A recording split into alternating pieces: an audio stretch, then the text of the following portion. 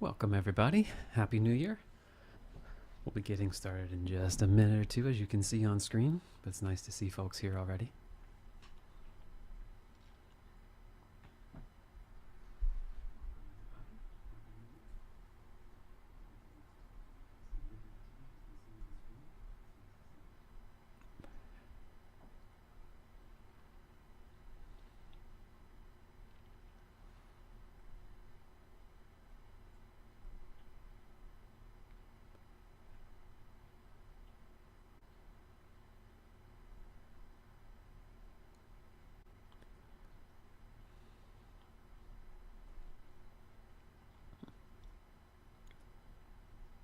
Good afternoon, good morning. Nice to see folks still coming in.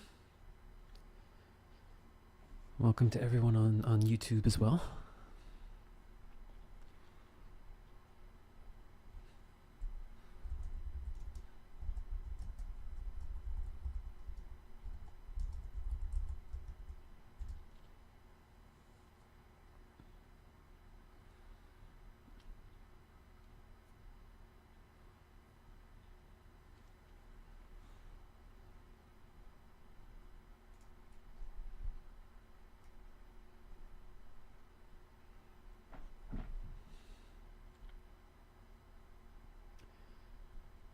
Thank you, Sylvia. Happy New Year to you as well.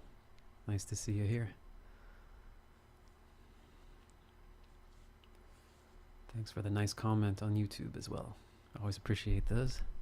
Welcome to everyone coming in. Nice to see you all.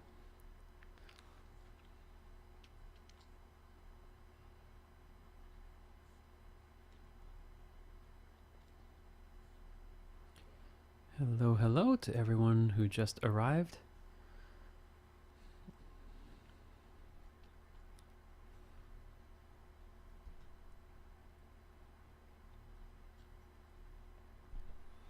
All right, welcome everybody. Happy New Year. Nice to see everyone. And it's great to be spending with this time with you, whether you're live here on Zoom or watching me live on YouTube. If you want the Zoom, let me go ahead and put the link there in the chat. And it's good to be able to connect in this way. And this also kind of lets us be together in different formats, whether you're on your phone or on your computer and you have a chance to be present. We've got a nice group here. It's nice to see some familiar names and some names I have not met before. So as you have been aware of, most likely, unless someone just randomly sent you this Zoom link, we are looking at the whole subject of vision, purpose. Kind of can be cliche for the new year, but I think it's really important, and I've found for myself it's one of my favorite subjects, and it's one of the things that comes up most often in working with people as sort of a background sense of what helps all of the other sort of compartments of life feel like there's a direction, like there's some kind of meaning, and it can be kind of a mental experience, which I find to be not satisfying, right? Where we're trying to think of, okay, what is purpose, what is direction, like nailing it down to these specific ideas or goals or statements. But I found it to be a much more rich and empowering and actually useful concept when we look at it like an emotional experience, something we learn how to connect to and learn how to feel, and that actually generates a type of momentum which allows also sort of a fluidity, because life doesn't necessarily, or does it ever really, align with exactly what we decide this is what this year should be, or this is what I've decided the direction of my life is. Right? The details can be quite chaotic. Things can change quite drastically in our lives, but this sense of a direction or purpose is more of an emotional experience. So let's take a look at some things together here. So the vision for your life without forcing it is what I called it today. And we'll take a look at what that means, this whole vision thing, at least as I'm describing it. So as I said, this time of year, it can be kind of cliche not only to do the resolutions thing. This is the year that I fill in the blank. It's all going to be different. I'm finally going to exercise, I'm finally going to whatever. It can be very pressure oriented. We know this. It's also become almost cliche to do the anti-resolution thing. Don't do it, etc. But I do think that this time of the year, it's a really good opportunity to look at how we relate to ourselves. And the entire subject of working on myself, what does that mean? Goals for the year, vision or purpose in my life, right? How we relate to these topics. So I want to explore that together just briefly here. Just when you think about, okay, this is the beginning of a season at the very least. At least bare minimum financially, right? It's a new tax year, there's a certain sense of, okay, here is a start of something. I think that can be very useful for us, even if we've just sort of invented it. But I do believe that exploring, okay, when I think about that energy of this is a chance to do something, to start something, to approach my own inner world, I want you to feel into the flavor of, do you start to feel, okay, this is the time to buckle down? Is it discipline? Is it willpower? Are you completely jaded already about all of this? Does this already feel like self-help nonsense? I've heard it before, right? This is a tuning into what's the emotional tone for me about all of this. And I'd love if you're open to it, to sharing in the chat, because the way these calls work, I do these a couple times a month. We take things from the chat and I'll incorporate them into actual tapping rounds and processing around it. So we have some comments already. Thank you. Sharon says, hey, Gilbert, Marlene, nice to see you. Definitely fear-driven. That's a great insight right away. There is an anxiety or fear around, I need to do this year. See what else comes up for folks before we do a little exploration on it. Feeling into the emotional tone. Oh, Peg, hey, welcome. Hello from Vermont, Karen, Peg, nice to see you all. Pressure filled. Yep. Yes, time to buckle down and focus. Need some discipline, right? And it's not inherently, I like discipline as a quality, but basically, when you feel into discipline for you, does that feel pressureful? You can notice I'm tapping. If you'd like, you can do that as well, just as we bring up the emotions around this. Or I need to get disciplined, with the implication being, I'm not. I need to become something I'm not. Right? These are very, very different flavors. I put on the screen here, if you're familiar with my stuff, there's the repair mindset, which is what's happening within me, my emotions, my thoughts, my discipline, my lack of discipline. We have disbelief in the chat. These are things to be fixed. There is something wrong with me. And the relationship mindset is more about, wait, what we're exploring now, how do I relate to these emotions? How do we experience them? And how do we approach them? If the assumption is, this is the year to get disciplined, and I need to change who I am, that will be hard to maintain for 365 days, right? Your nervous system is going to go, okay, well, I am me, and it's really hard to force myself to be something else every day for a year. So we have disbelief. My life must be wrong if I have to change my life, right? The inherent judgment. I have to change. My life is not currently okay as it is. More of a becoming. Replacing some structure in retirement, trying to not beat myself up about it. Absolutely. Having failing before I feel discouraged, but I will try anyway. Yeah. So notice, this is beautiful, right? These are not like, oh, I'm just filled with this nice sort of inspiration. Our default way of relating to this for many of us is This is the year I need to do it right. Pressure and overwhelm. So let's do a little tapping just on this, setting the tone for where we're all at with this. So I'll go back to just me here. Let's go on the side of the hand together. If you're in a place you can tap. If you're listening, like you're driving or something, you can just follow this in your own way. You can just say the words out loud, or just internalize it if that's better for you. So let's say, even though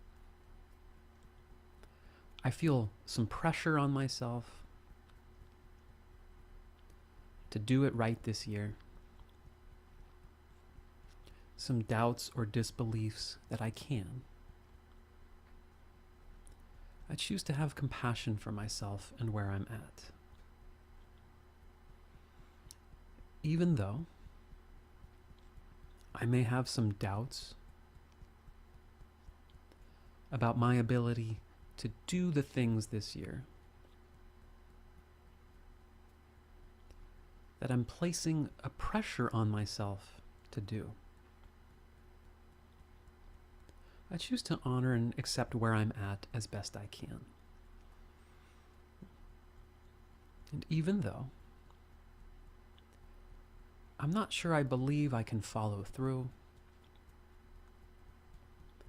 I feel like this is all something I need to do with discipline, that this is about pressure or changing who I am, finally correcting a life that has problems. I was taught to think this way about life. I choose to have compassion for myself as best I can. Alrighty, let's go through the points now and say, just noticing how I feel. Pressure, anxiety, a need to use discipline and willpower, a sense I'm not sure if I can actually do this. Just noticing the tendency in my mind that says, oh, it's the beginning of a year. Let me find the things that are wrong and set goals with discipline and willpower to fix the things that are wrong about my life. When I say it so bluntly, it might paint a little different picture. I wonder if another option even exists. Have I ever been excited about something, or looked forward to something and said, oh, I'm going to try to do that. There's an opportunity, or I'm going to try to make space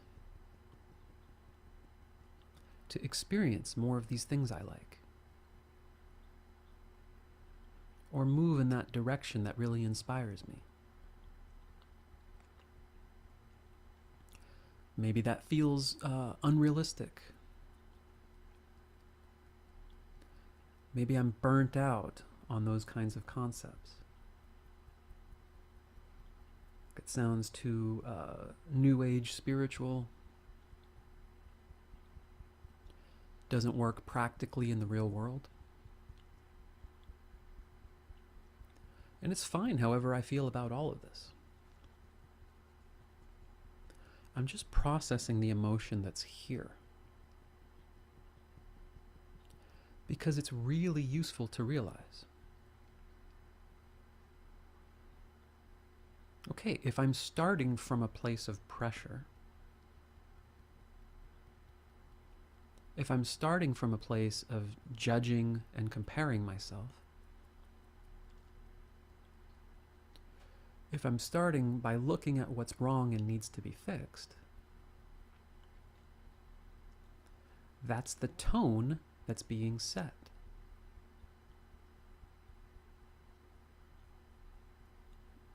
imagining 365 days consecutive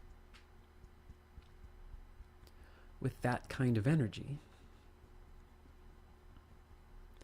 it's no wonder that's not going to sustain.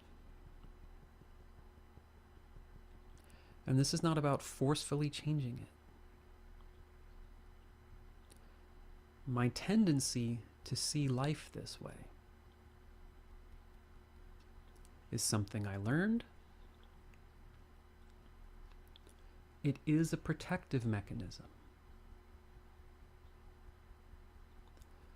I've learned through some kind of experiences. It's better for me to put pressure. It's safer for me to assume I'm going to fail than it is to experience disappointment. I'm open to seeing these patterns within me as parts of myself that could use support, that I could use this year for a different way of relating to myself, more than about accomplishing things, if that feels right for me. Allowing myself to being open to setting a different tone now. And that tone can simply be openness. The tone is not, okay, pretend everything is perfect, or I have to completely change my relationship right now. It's just openness rather than forcefulness. Opening up to what that could actually feel like. Okay, let's take a breath there. And allow yourself to feel into this quality of it not being result-oriented. Right? Not did I fix something right away. Not am I now super inspired about the year. Because intense emotional states do not sustain, and they certainly don't sustain for 365 days. Right? But the way you relate to yourself, the way you relate to other people, that is more consistent. That is sort of embedded into your day-to-day interactions for 365 days of the year. So if we lean a little more into that, okay, what does it feel like to begin shifting this relationship with myself out of constant fixing, out of this is the year I fill in the blank,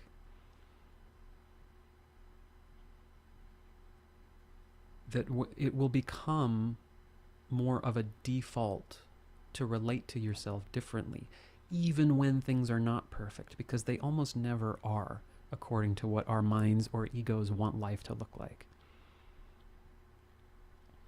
So feel free to put in the chat anything that brought up, if that processed anything for you, if it brought up any new things for you. And we'll explore a little more what I mean about this whole vision for your life aspect, which I had mentioned to as more of purpose and vision being more of a feeling, something we connect to. Oh, great. We have feeling more relaxed about the whole topic. I'm glad that was helpful then. We do tend to think of this whole vision thing as goals that are external that we can visualize. This makes total sense, right? Our mind wants something. So this is the year I make more money. I can concretely measure that. I can guilt myself or use whatever patterns I've learned that tend to be my motivation for myself. Career achievement, big milestones, right? Our mind likes to default to those. The sort of cliche is the vision board. There's nothing wrong with having one, right? But this is when you hear about it, you see a lot of stuff on YouTube about like the dream life, your vision. It often looks like this. It's very external. It's very materialistic. Nothing wrong with wanting different things. It's just that the way you relate to that stuff, it's very different than looking directly at how do I relate to myself and what I'm experiencing versus this is the year I accomplish these external things. One sets your mind and your intentions to external things.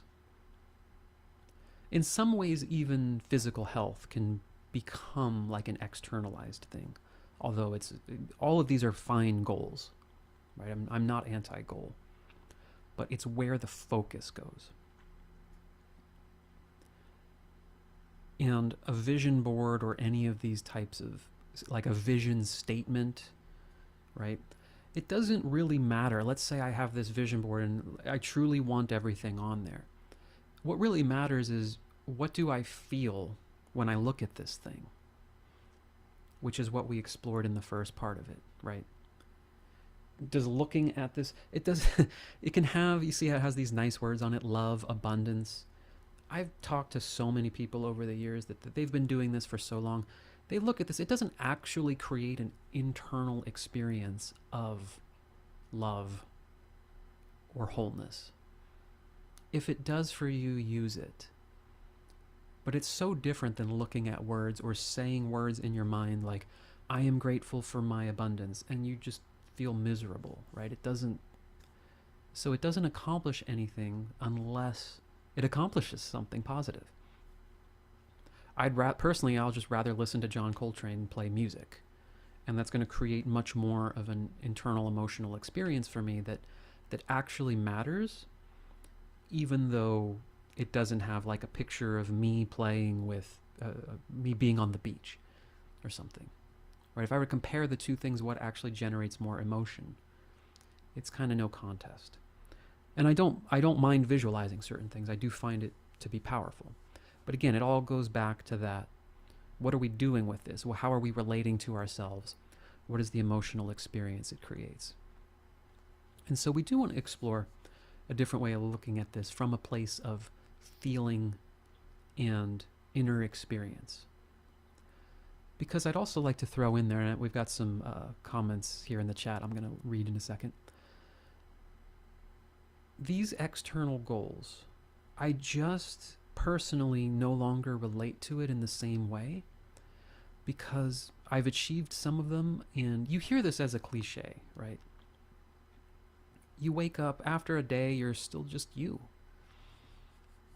So I don't really do things like, oh, I'm going to visualize I have a lot more YouTube subscribers or something, because it's just a number on a screen versus what actually connects me to a feeling of like being here with you all now and doing this. I enjoy doing this. I like refining it. I like, now I have some little fancier things on the screen and stuff.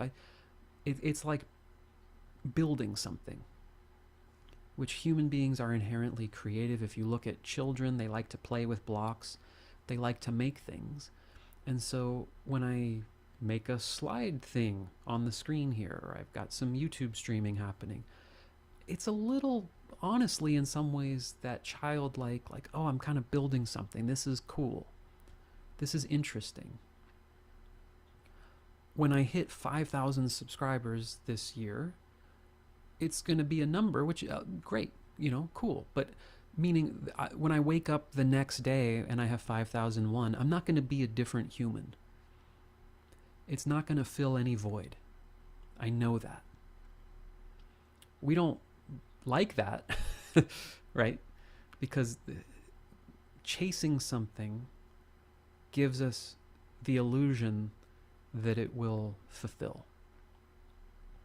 But a vision or purpose in your life being a felt experience is not something you look to attain.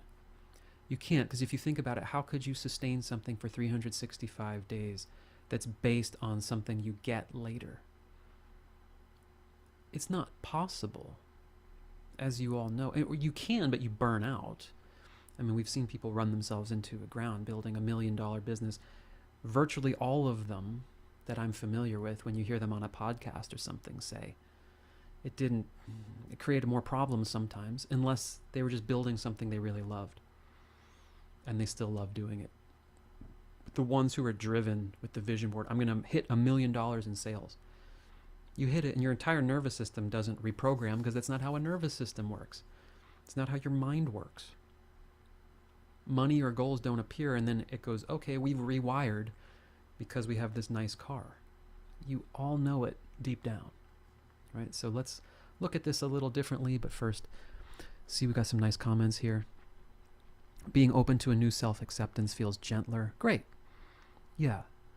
Just notice, even talking about the goals and the materialism, it's a different thing. If a goal creates that feeling of connection and, oh, I love that, I would love to be doing that, that's golden, right? Not so much the outcome, but the process of doing it. That would be awesome to me. Just as a practical example of that, if I were to get more traction on YouTube, the number doesn't excite me, but then being able that I might be able to like interview more people. I can start doing fundraisers if I hit 10,000. That's exciting to me, but the number's not. My ego likes the number. It does, but it doesn't actually, I know it doesn't create that fulfillment. Breathing is deeper, slower, excellent. Had not thought about the impact of 365 days of this attitude. Correct. How exhausting it would be, and is, because many of us have been doing it for 365 days times decades. When I think of my relationship to myself, my deeper unconscious relationship with myself inside, I feel deep sadness and also shame. It's all stirred up in me now. Yeah, that's really deep, right? And that's not uncommon, and also why we will default to like, well, let me just look at external goals. Because when we turn into, wait, how am I actually relating to myself? How do I talk to myself? How do I think about my life and other people? It's like, oh, man, okay, let me just focus on getting a gig, right? Because it can be heavy. But that's why we're here. We'll work through it. On YouTube, we have That Was Huge to change from repair to relationship, because yesterday I realized when I yelled at my kids and was mean to myself, felt a tragic, and realized the relationship with myself is verbal. I don't want to yell at my kids and be angry, but I don't want to be mean to myself, which is the foundation of how life comes to me. Yeah, I'm mad at myself for not reaching all of these goals that I'm supposed to be at by now. That's a huge one, right? The vision boards, this is the year. What happens when you're 60 years old and you haven't reached those things on your vision board that you put when The Secret came out, 40 years ago? What, have you failed? Well, if you see life through that lens, you can interpret it as a failure. If you don't see it through that lens, it's not a failure. It sounds maybe oversimplistic to say it that way, but it's kind of true. If you honestly felt your truest purpose in life was to be kind to the people around you, you would measure success or failure in a completely different way. And yes, this is being recorded because it's live streamed on YouTube, so it's just there on YouTube. Be instantly available to watch. It seems like my anxiety shows up when it's time to start my dreams.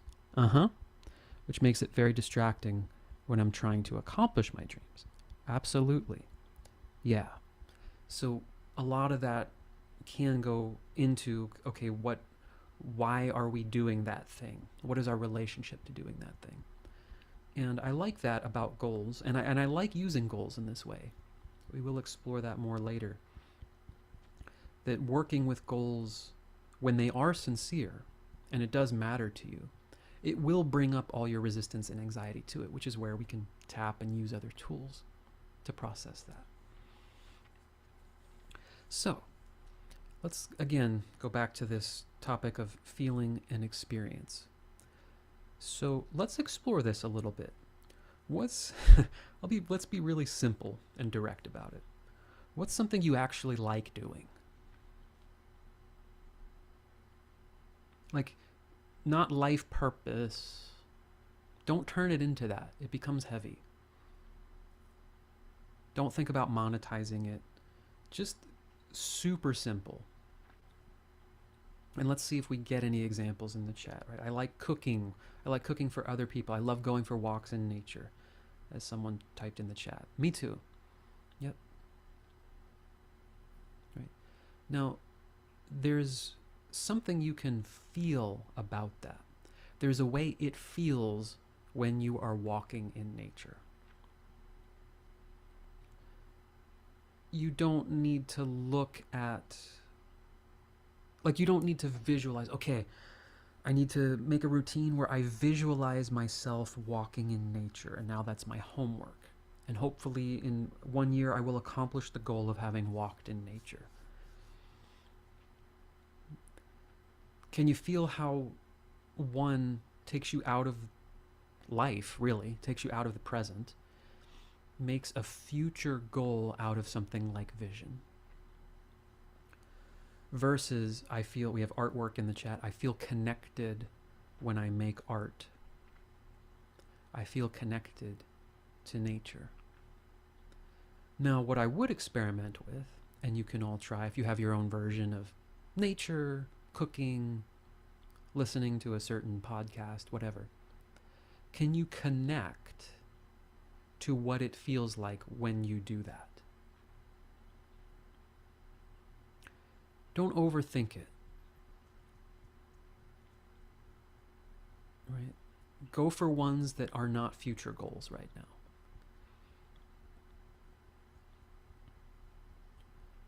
You could use the word like, oh, visualize yourself doing it, but for me it's not even like that. There's like a connection. It's like you plug into it. I can like feel the wind of nature. It's super cold here. I like the look of snow, so that makes me happy. But also, I can kind of connect to being on the beach. I love the ocean.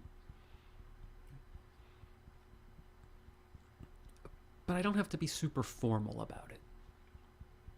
I don't have to make a big deal about it. And I don't make it a future goal to get to the beach. I'm not going to be near one anytime soon. It's 20 degrees here. If I make it a goal, I don't connect to it and just enjoy the feeling sitting here where it's 20 degrees. I make it a thing to get.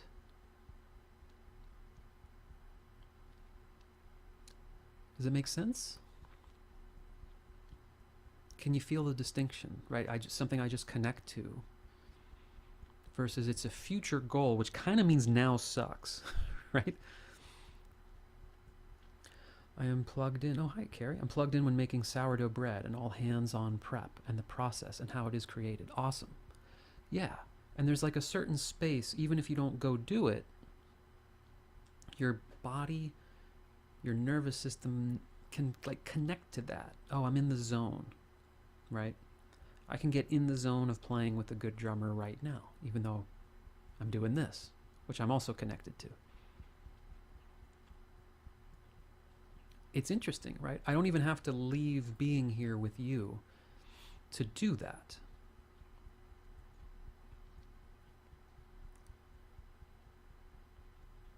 So just notice that. You can actually still be present where you are and kind of invite the feeling of being connected, like when you make sourdough bread or like when you do artwork, because there's something about it that's an internal state. It's an internal experience. And I can't emphasize enough the difference between connecting to this and just doing that more often, letting things unfold from that space, versus, okay, so Evan's purpose is to play the bass. I need to create a vision of myself doing that and look at pictures of that. And hopefully by the end of this year, I will have played with so-and-so so I can feel accomplished about myself. It's just totally dead to me to do that. Versus connecting right now to something that gives me that feeling. And yes, I understand that. Okay, so how does connecting to that feeling like pay the bills? Like, I'm not saying it does, right? You all pay the bills anyway or survive somehow because you're alive and you're here. But it's how we connect to something that actually creates more inspiration and then experiences kind of unfold out of it, right? So how does it feel for you? Anyone having like difficulty or resistance accessing this? Because if so, we can certainly do some processing on that. Let's see what's coming up for people as you play with connecting to something, and this being more of the gateway to how you connect to a sense of like purpose and vision versus a set of external goals for now.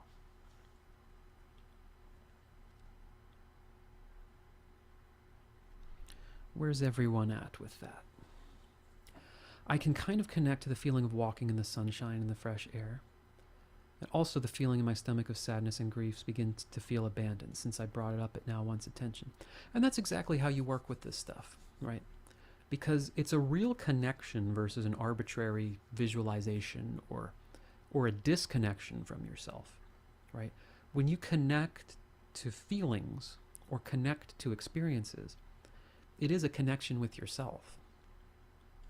It is a sort of expansion. So things can come up like grief, can come up like, oof, I'd love to be doing more art, but I've got this job that sucks, or my body is unable to create art right now, right? These layers can come up, and using this as a tool, combined with, obviously, it's what I do is emotional work, right? So I'm not going to leave it as just, okay, connect to feelings, see y'all later, right? You've all heard that a million times. But then what do we do with this to kind of enrich it and make it practical? Oh, thanks, Isla. Yeah, nice. Thanks for coming. Some of my joy seems to be dependent on others to be there with me. How do I get those others? Good question. Yep. Retirement, recalibrate everything because the world has changed and we need compassions for ourselves to reassess. Okay, very good. Yeah. So we'll see if there's any other questions. I'll incorporate them into the tapping round as we do here and into the processing. I like thinking about and discovering new subjects, psychology, anthropology, arts, all this correlated to each other and to the present of humanity. Also like chanting, dancing, talking to like-minded people. Great. And so, yeah, expanding into that feeling and more of just what comes up for y'all around the idea that doing this more leads in your day-to-day moment, in your day-to-day life, to activities, ideas, inspiration, and things that can unfold. It's certainly not the case that when I was 30, I was thinking, okay, I'm going to have a YouTube channel, I'm going to do EFT tapping, and I'm going to, like, I couldn't have planned it. But there was an I like doing this. I've enjoyed studying it more. It kind of, one thing led to another and is still leading to another. How did I end up doing this 3-day thing? I don't know, right? It wasn't on a vision board. I didn't plan it 4 years ago. It did grow out of pursuing something I enjoyed and continuing to learn about it. So let's do a little tapping on this. Let's say even though there may be some things I can connect to, some things I can't, and I may not totally be sure how this could practically lead me to feeling more connected in my day-to-day life and actually resulting in anything concrete. I just choose to honor and accept myself right where I'm at. even though it may feel a little foreign. The idea of connecting here and now to a felt sense of connection or being in the zone. How is that practical? How does that lead to me doing things I want to do? And all my past programming that says you set the goal now and you work really hard. And I just choose to have compassion for where I'm at. So even though maybe I can connect, maybe I can't, maybe it feels a little abstract, I just choose to be open to the possibility that connecting to myself, the things that actually resonate with me, and my reactions to those things, unfolds a path for me that's inherently more connected. And let's go through the points now. Maybe I can connect to a sense of what it feels like when I'm inspired or interested, in tune with nature, reading things that excite me or interest me.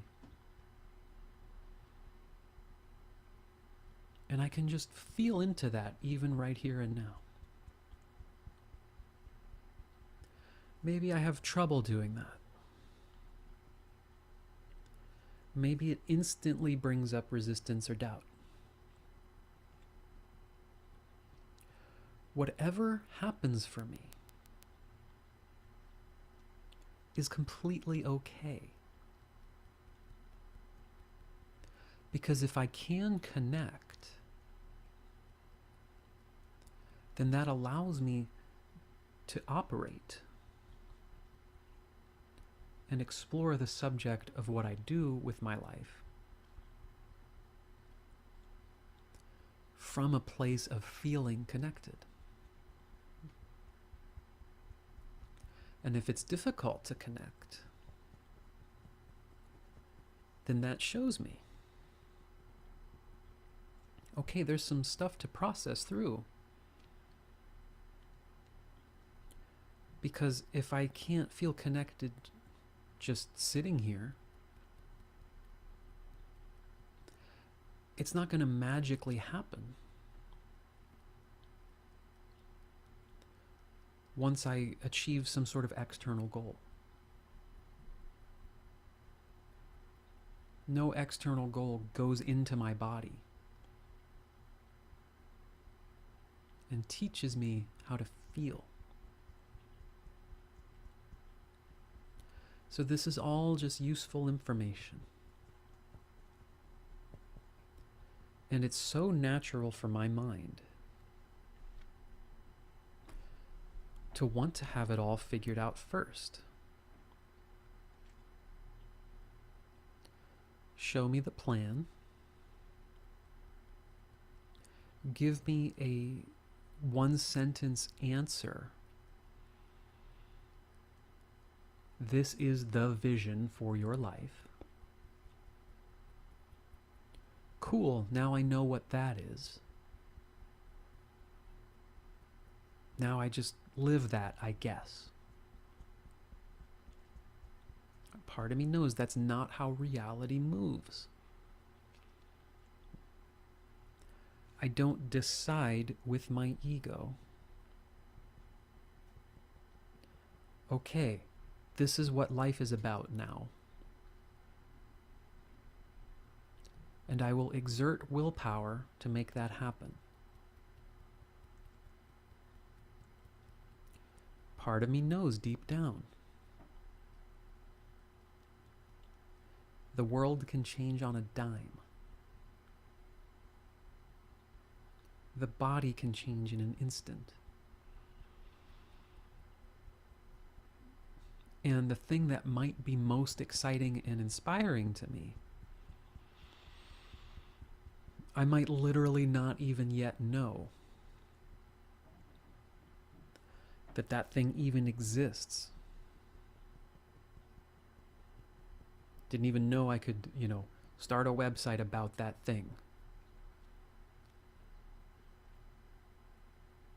And with all the technology, the world is going to look very different in a few years. So something might come out that really excites me. I couldn't possibly put on a vision board right now.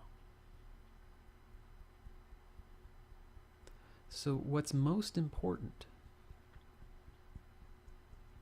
or at least I'm open to the idea, is learning how to connect within myself and navigate this constantly changing world from a place where I connect,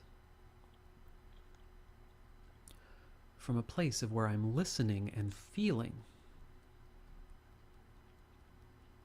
this is what's going on in me.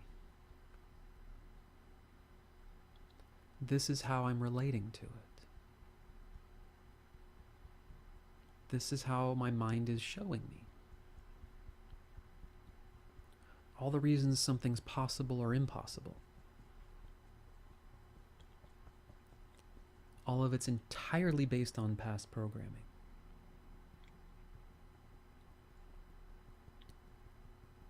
If I feel, well, I can't do this by myself, something has taught me that. There's no feeling in the nervous system that can only be felt in a certain weather or with certain people.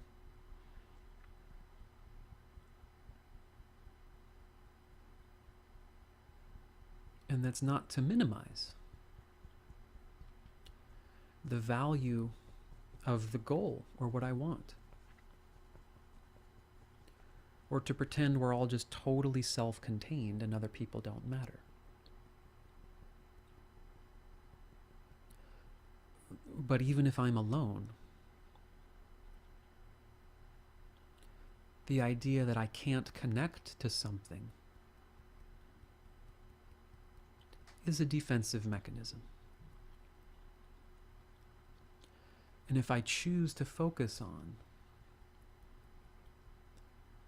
the things I can't connect to versus what I can, that's also useful information. That's also part of my programming. To look for what I can't do or what doesn't work. Which again is a protective function.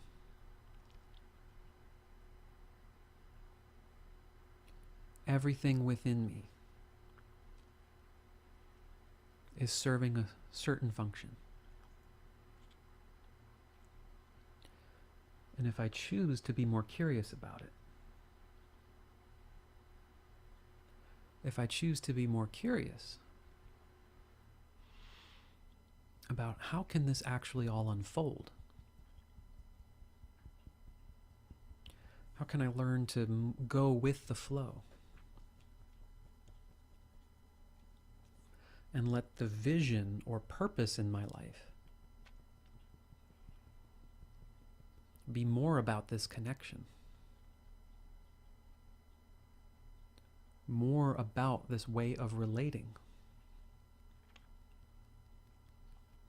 and allowing details to unfold, rather than vision or purpose being something I decide with my mind. and then try to force life to agree to. And then I get to call myself a failure when that doesn't happen. Instead of just being a human being navigating life. Open to having more compassion about all of this. And open to the possibility that this is like a real thing that actually works. Like, this guy's not here talking about it for fun or because it sounds cool. It's just from experience and from life constantly proving that certain things don't work, including putting pressure on myself and trying to make it happen this year. Why do that again? Well, because we don't have other options. But I'm learning them now. I'm open to learning this other way of doing it.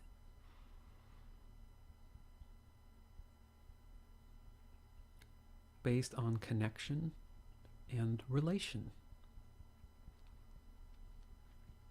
with myself, what I'm feeling, and what life is delivering. All right, let's take a breath there. Feel free, as always, to let me know what you're feeling. You can move a little bit, stretch out a little bit. And I would like to also take this opportunity now to let you know about the program where we do these multiple times a month.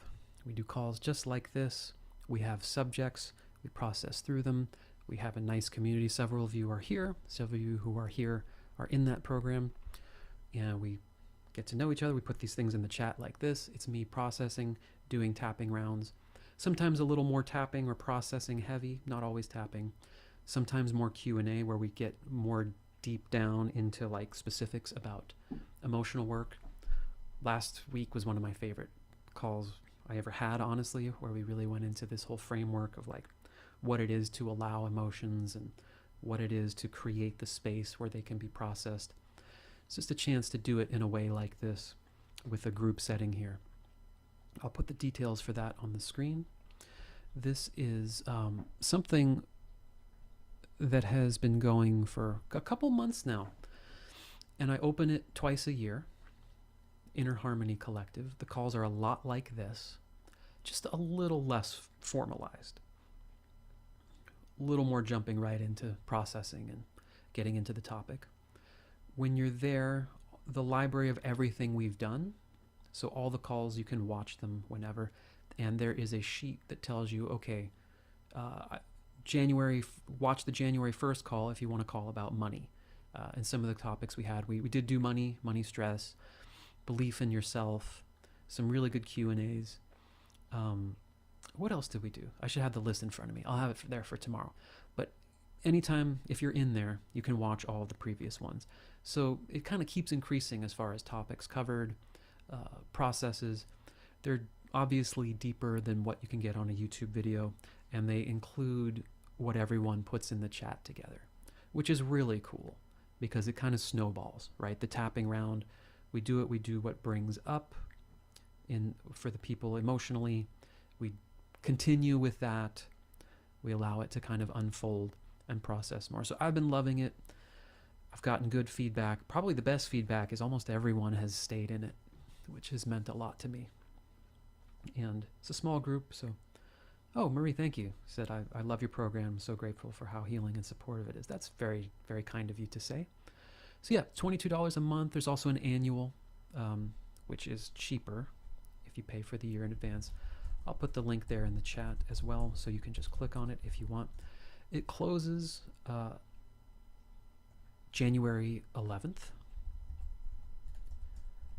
So you've got this time period to check it out a little bit. You can look at the page there.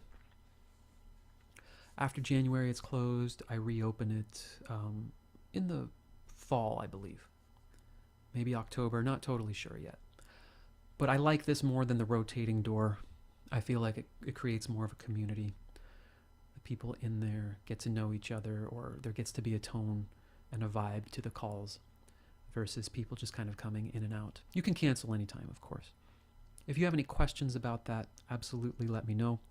We do at least 3 per month. Also, by the way, we're doing, for the people who are members, there is an extra call on Monday. So, everyone here is doing the 3 days where we have a call today at noon, tomorrow at noon, Monday at 7 p.m. Members only, also Monday at noon. And that's going to piggyback on what we're doing on these 3 days. So we'll go deeper into it, more Q&A, more specific processing, unlike the kind of broader topic and processing we do in the public calls like this. So that's that. I'd love to have you in there. Feel free to email me if you have any questions. Also, of course, some people are in places where the exchange rate is brutal or different situations. Whatever, email me. I'm happy to accommodate. I totally understand. I know how that is. I know $22 is one thing in one situation and astronomical in another. Just let me know. You can shoot me an email from the website, innerworkcoach.com. Evan, or support@innerworkcoach.com. Also, great, cool. So let's see what else we got here in the chat. What are y'all feeling about this vision thing? I can stay a little later today if there's some questions. Sometimes it's my favorite part. Oh, thanks, Karen. She said you're rocking these programs. That definitely moved out some society shackles. I can rest in my own peace and the pressure as a parent doesn't have to be there. Yay. Great. Thank you. Yeah. I mean, it's just so much pressure, right? Just the way we've constructed this world is so achievement based, and it's such a, and then it becomes like it's self-validating because we did set up this kind of winner take all structure in many ways where, if you don't make enough money, it's brutal, right? It's not like we just say, well, we'll just help you out. So I really try to be practical in how we navigate it, right? I don't like to throw platitudes at people and pretend that we're all in the same spot or we all grew up in the same situation or that we're all on an equal playing field. But we still have to, so how do we use these tools and processes to navigate through these things? And that's what I love about this work and what I've learned over the last couple years in particular, in the whole history of everyone I've ever learned from, right? It feels like there's something to do in a way that's not forceful. But when you've got someone with severe trauma, which is not fair, or someone who just needs a little boost because there's some resistance, right? The framework, the tools can meet us at these different places so that it's not just as it can feel in the world, like vision and purpose is a luxury, right? I know for many people that's the case. Like vision, what on earth are you talking about? I can barely eat, right? So I totally get that. And that's why it's so important for me for these things to be like feeling and connection and working with where we're at oriented, rather than join the Inner Harmony Collective, everyone, and you'll get a new car by the end of 6 months because we're all going to visualize it. Like it's not where my head is at. It's not what I'm interested in. And that's kind of what the subject is, right? So I create things that are of interest to me, and you can all do the same in your own way. You're not supposed to join it if it's not interesting to you. It's not supposed to be anything that's not interesting to me. But I've found it takes practice to be like okay with that and accept the ramifications of, okay, if I don't work on that or if I don't obsess about money, I might not make as much money as if I did. But what's ultimately more fulfilling, right? So love to hear any thoughts, questions, comments on this whole conversation. Have to go teach ballet class. Oh, cool. Catch the rest on YouTube. Yeah, well, I'll wrap it up unless there are some questions. I don't have any more processing scheduled. Say we're at about the top of the hour, but if there is questions or points of discussion, I will stay and hang out. That's how I tend to do it on the weekly calls as well. Yeah, I love these conversations because the old paradigm runs so deep. And that's another thing I've been finding is I connect this to my life as a musician a lot. I hope it doesn't get annoying, but I feel like that's been the grounding function in my life, because you can't like visualize and manifest playing music. Like, it takes practice, it takes consistency. You have to do it. And you see things that work and don't work, and all of these types of grounding elements where you can't delude yourself in some of the ways that I find I can in other ways in my life. Like, I can play it or I can't. No matter what I tell myself about the non-dual nature of the universe, okay, cool, can you play a blues or not? Mr. There is no self, or whatever, right? All that stuff is cool. I'm just saying there's a grounding component to it. And the conversation about the old paradigms, where I was going with that is like practicing the real fundamentals of music, I find to be what moves the needle for all the more complex things. So the more I find, I don't have to keep talking about different things or working on like exciting new techniques. It's just this constant going back to, wait, how am I relating to this? How am I relating to this? How am I relating to doing tapping? Am I trying to get rid of things? Am I trying to fix myself? Or am I relating and connecting? Because honestly, even a lot of emotional work, new age spiritual type teaching, and other things still come from a repair mindset concept, right? It's like subtly in there, or it's not, like they're not teaching anything that implies that. It's just we instantly do it. Like, we take their teaching or their work and immediately turn it into the repair approach because we are conditioned into that. And we don't necessarily have like close relationships or working one-on-one with a lot of these great teachers and programs and things. It's just like we hear their information through our own filters. So we could be getting really pristine advice, and it's like, okay, I have to be disciplined with their advice. What's wrong with me that I can't do this loving kindness thing that they're saying? And so you just turn loving kindness meditation into another way of beating up on yourself, or another homework assignment that you are failing at, right? You failed at your loving kindness meditation today. It's max irony, but it's like, it's just how it is. It's how the ego works, and it's how programming works. So we're always kind of like looking at the programming and then using like tools and approaches that directly address the reasons for the programming being there. Because what I found to be a dead end for like 98% of people is the idea that, I just recognize it's a program, or I use a primarily approach of, okay, I'm not the program, etc. I just observe it, or I'll become really hyper aware of my programs. It doesn't necessarily address it. Just like I knew I would drag as a bass player, but that doesn't address it. How do you train yourself to actually feel the beat differently? It's not by thinking, okay, don't drag, try to play faster. We do it with our mind. Or we just expect it to resolve because we're aware of the program. But we know that's not true. So what I do in these calls and in these group situations is we address it from a perspective of not because it's broken, but okay, this protective pattern is in place.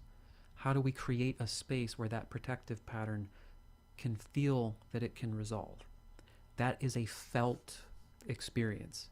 It's not logic experience. You don't say, you're safe now. It goes, no, I'm not. No, trust me, you're safe. Oh, I'm not. You can tell me I'm safe a million times. It's not how the nervous system works, right? Go put your hand on a hot stove and say, this is not hot, and see how well you do, right? Which is going to win, your body or your mind, or your thoughts, not your mind. Okay, it's interesting. My ego says my dreams are too much. Mm-hmm. Yeah, and there could be a way of that could be a protective mechanism, and that often happens. I find when we focus on a big goal rather than the next step. I'm obviously not saying that's always the case, but this can trigger that, right? And that's why I keep going back to the feeling connection versus this is the year I write that screenplay, or this is the year I record that album. Because that's a future goal that's external and can create a mess. If you love it, oh man, this year I finally get to do this album. I'm so excited about it. That can sustain you.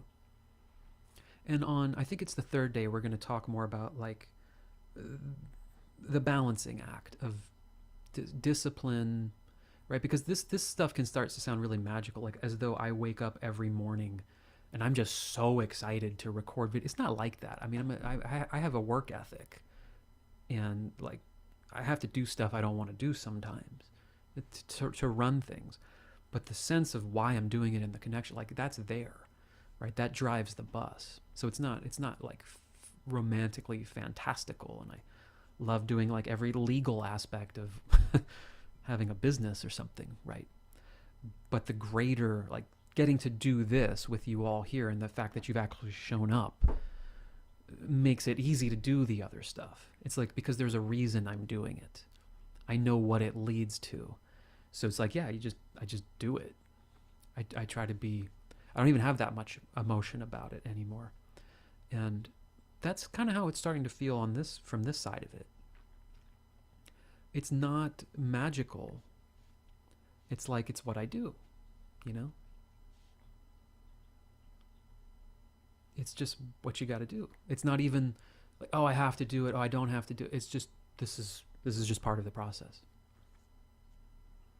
And it's good because it leads to something I like. And the stuff I don't like is just, you know, I don't love like washing the dishes, but it's not, oh, the dishes, right? If it's that, there's something to process through. But otherwise, just wash the dishes, you know, put an interesting podcast on, whatever. So I don't know if I'm just rambling at this point. Thank you. For me, this has opened up a new whole way of self-operating. Awesome. Thank you. That's great. Feels like the way to self-peace. It's certainly helped me in that direction. I mean, I was Mr. like, try to achieve. And it's not like my YouTube channel or everything has floundered because I stopped being so goal-oriented. I just make videos. I try to present a little better. I've worked on things, as you can tell, but it's not like, so I can get to that number. I just know it's hollow. And sometimes you have to go through a process of being jaded by that, right? Because it can feel like, oh, so nothing is fulfilling. But no, the act of doing it is fulfilling. It's just driven by sort of something else, and it doesn't have to have a big, like, pretentious statement. I'm here to save humanity. I'm here to help. I don't, you know. I mean, I hope it helps, right? But it's not something that necessarily has to have this grandiosity about it, because again, all of that, it's hard to maintain that. This is, for me, it's all about how do we come at this in a way that actually, like, for 365 days, it becomes a lifestyle. And it's not like, well, I failed or succeeded based on this. It's like, okay, cool. This is improving in some ways. I still struggle with this. I still have this pattern. Okay, I might need to get a little more one-on-one support on that. Right? This is how I think about it. And I've come to terms with that. There's things, okay, some things really transforming. Other things I've booked some sessions with some people to help me work through some things. Gaps in what I know about YouTube, right? Like, whatever it is. Some things it's just a matter of inspiration. Other things it's a knowledge gap. Other things it's I need some emotional support. Just allow it to be what it is. Thank you so much for this, Evan. Thank you. Thanks for being here. Your insights feel so fresh and lively and deepening to me. That's awesome. It's good to hear that too, because that's another thing I'm learning is sometimes like, well, I say the same thing a lot, but it's not really about that. So wonderful be to reminded of how beneficial tapping is. Great. Yeah. I hope you're enjoying this kind of approach to tapping and this way of relating with yourself. All this is so great. Thank you, Marie. This connecting approach is very new to me in terms of putting into practice. Yeah, it is. And we'll get more practical. And Sylvia, I know you're in the group, so we'll go more deeply into the nuances of this over time, because it's sort of fundamental to all topics, right? Coming from a place of like connection versus pure discipline and willpower. Discipline and willpower will play a role depending on what undertaking you are taking on. You know, a book doesn't write itself, and then the website and the business stuff doesn't like just do itself. But when it's coming from a place of connection, it's the energy behind it and the allowing the next steps to unfold.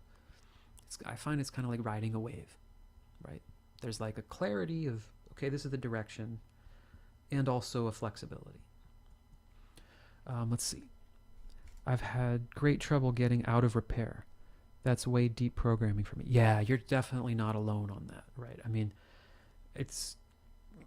I teach this because I need it, right? But I'm seeing the benefit of it. I'm feeling more and more what it feels like to actually shift in this way, and it does gradually, you know, like you're learning to almost unride a bike and ride a bike in a new way. There's like a destabilizing, which can be weird. There's a learning of what it feels like to do it the other way, and that self-judgment, repair, fix, of course it's going to come up. I mean, we're still humans. It's just whether we like grab onto that, and that becomes, I'm stuck in that for months, versus like, oh yeah, okay, I'm doing that. What's another way to do it? And blind spots. Like I was saying on the group call the other day, how like topics, and especially if they're older topics, is like you won't realize you're in that one particular topic. You're so entrenched in a particular point of view about it that you don't even realize that the way you're conceptualizing it is completely about fixing a broken self.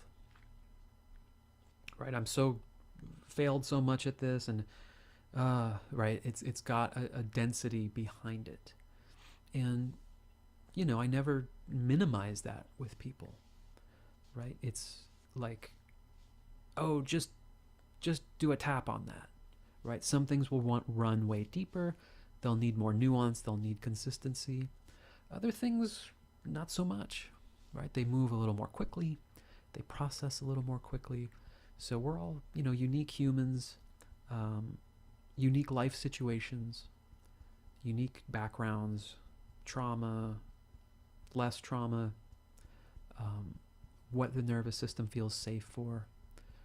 And I think the more you think about it that way, as just building that relationship with what's there, that is the way forward. It's the only way forward that I have found. And I've tried a lot of things. So cool. Well, this has been awesome. Thank you for your nice comments. So much great stuff to think about. Thank you very much.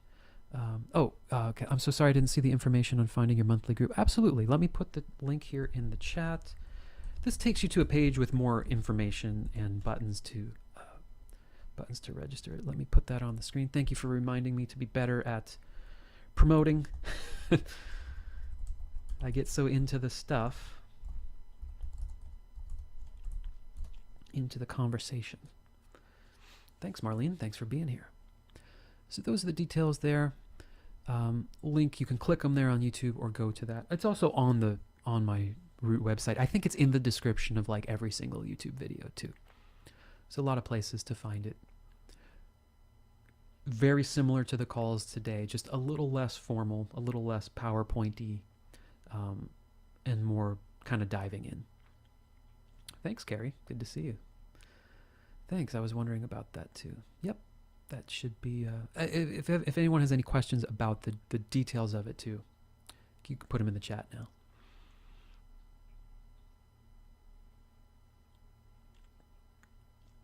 These calls will be on YouTube. The Monday at noon is if you become a member. That's in addition to the 7 p.m. Monday. So 4 calls for those of you who are in the group. Or if you join before then. Or join after, you can watch the replay. Good until, I was going to say November. Oh, I know why my mind did that, because it says 1/11. January 11th. Definitely shoot me an email. Exchange rate issues. Things where that's just way too exorbitant. Whatever your situation. Happy to work with you. Great. Thanks, everyone. Hopefully I'll see some of you tomorrow and or Monday. And those of you watching the replay, thanks for hanging out. I will see you all soon. Really appreciate it. Have a great rest of your day.